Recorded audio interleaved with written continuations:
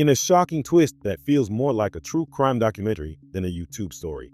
Notorious streamer Johnny Somali has pushed himself deeper into a spiral that could cost him nearly a decade of his life, from being banned in Japan to sparking outrage in Israel, and now standing trial in South Korea.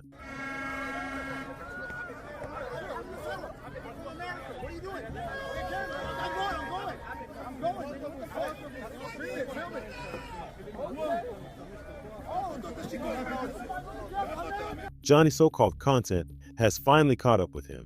The question now isn't whether he'll face punishment, it's how long he'll spend behind bars. Not long ago, Johnny Somali was celebrated by some corners of the internet as an unstoppable chaos machine. He thrived on controversy, turning everyday public spaces into his stage and strangers into unwilling props for his live streams. He built a reputation on harassment, shock value, and pure recklessness, all while thousands of people tuned in and threw money his way. His name became synonymous with shock content, the kind that people couldn't stop watching even when they hated it. But the same chaos that built his name is the very thing tearing it all down. When Johnny arrived in South Korea, his antics quickly crossed the line from nuisance to outright criminal. Authorities hit him with a travel ban and launched a legal battle that would only grow worse with time. Right now, he is staring down 8 separate charges. 4 are for obstructing businesses, incidents where he disrupted shops, buses, or public spaces. 2 more are for breaking minor public order laws. And the final 2 are for spreading deepfakes, a serious accusation in a country where online crimes are taken extremely seriously. Put together, these charges mean Johnny is facing the possibility of up to 12 years behind bars.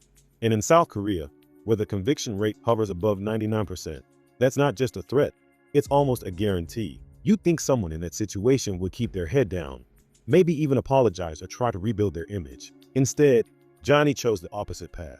After disappearing for 3 months following his travel ban, he came roaring back in late 2024. But he didn't bring apologies.